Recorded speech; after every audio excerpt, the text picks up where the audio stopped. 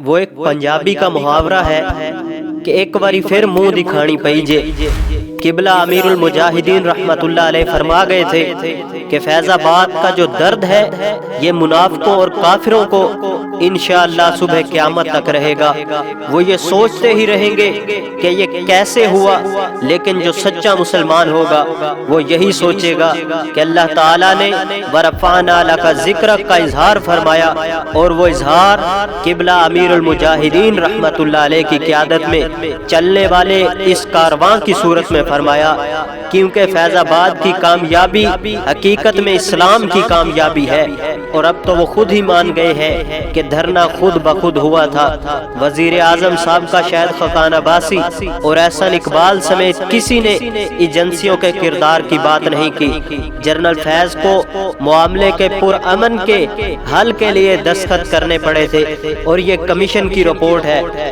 اور فیض آباد دھرنا اصل میں ہے کیا، اس کی حقیقت کیا تھی، کس وجہ سے ہوا تھا؟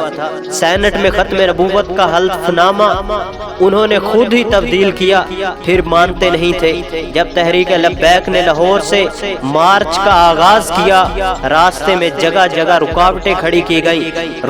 رکاوٹوں کے باوجود اسلام آباد مارچ پہنچا، فیض آباد کے مقام پر دھرنا دیا گیا۔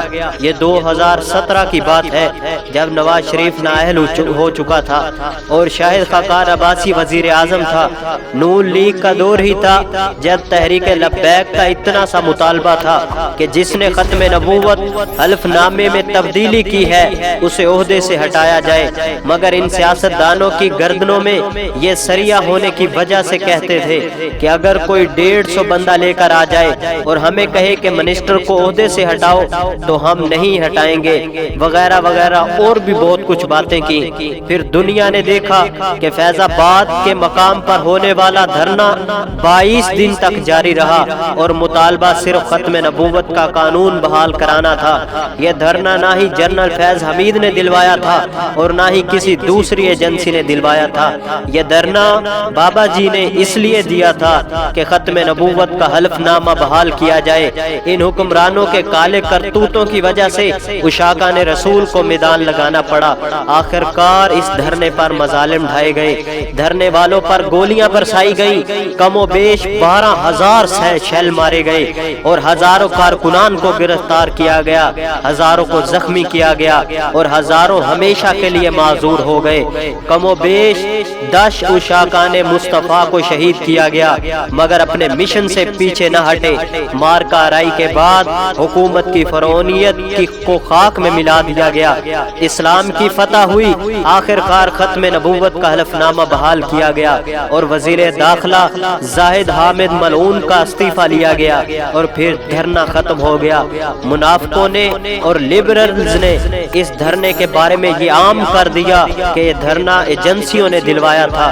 تحریک لبیک نہ کل ایجنسیوں کے اشارے پر تھی، نہ ہی آج کسی غیر کے اشارے پر ہے، بلکہ اس کو چلانے والے مدینے کے تاجدار ہیں، جس کی عزت و ناموس کے تحفظ کی خاطر یہ تحریک بنائی گئی ہے۔ یہ تحریک قربانیوں کے بعد اس لیول تک پہنچی ہے کہ سازشیوں سے اس کو کمزور نہیں کیا جا سکے گا۔ جھوٹے اور من گھڑت بیانیے اور ایک باب بند ہو گیا۔ اللہ نے تحریک لبیک کو سرخرو کیا اور دین دشمنوں کو عبرت کا نشانہ بنا دیا۔ لیکن اس بات کو یاد رکھیں، منافقین اپنی چالیں چلنے سے باز نہیں آئیں گے۔ ہم ان کا ہر محاذ پر مقابلہ کرتے رہیں گے انشاءاللہ عز و جل۔ اور ایک رپورٹ کے مطابق سابق DGISI فیض حمید کا کہنا ہے کہ ہم نے دھرنے کو منظم نہیں کرایا تھا بلکہ ختم کرایا تھا۔ حکومت نے 22 نومبر 2017 کو وزیر اعظم کی سربراہی میں دھرنا ختم کرنے کی ذمہ داری دی تھی۔ میڈیا رپورٹس کے مطابق فیض آباد دھرنا کمیشن رپورٹ پر فیض حمید نے فوری رد عمل دیتے ہوئے کہا کہ تحریک لبیک یعنی TLP معاہدے پر آرمی چیف کے دستخط چاہتی تھی، جس کی وجہ سے میں نے معاہدے پر دستخط کیے۔ دستخط کی اجازت اس وقت کے ISI چیف اور آرمی چیف نے دی تھی۔ انہوں نے مزید کہا کہ TLP کی مالی معاونت کی تحقیق نہیں کی کیونکہ مالی امور کی پڑتال ہمارا مینڈیٹ نہیں ہے۔ ہم نے امن و امان قائم کرنے کے لیے ثالثی کا کردار ادا کیا۔ خیال رہے کہ فیض آباد دھرنے پر انکوائری کمیشن نے سابق DGI فیض حمید کو کلین چٹ دے دی ہے۔ وہی محاورہ پنجابی کا کہ ایک باری پھر منہ دکھانی پئی جے۔ قبلہ امیر المجاہدین رحمت اللہ علیہ فرما گئے تھے کہ فیض آباد کا جو درد ہے یہ منافقوں اور کافروں کو انشاءاللہ عز و جل تا صبح قیامت ہی رہے گا۔ وہ یہ سوچتے ہی رہیں گے کہ یہ کیسے ہوا، لیکن جو سچا مسلمان ہوگا وہ یہی سوچے گا کہ اللہ تعالیٰ نے وَرَفَعْنَا لَكَ ذِكْرَكَ کا اظہار فرمایا، اور وہ اظہار قبلہ امیر المجاہدین رحمت اللہ علیہ کی قیادت میں چلنے والے اس کارواں کی صورت میں فرمایا، کیونکہ فیض آباد کی کامیابی حقیقت میں اسلام کی کامیابی ہے۔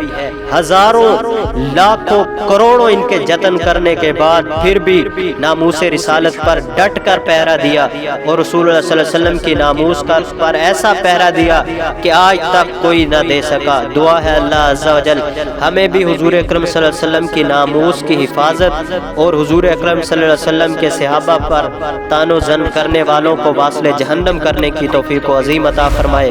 وآخر دعوایا ان الحمدللہ رب العالمین۔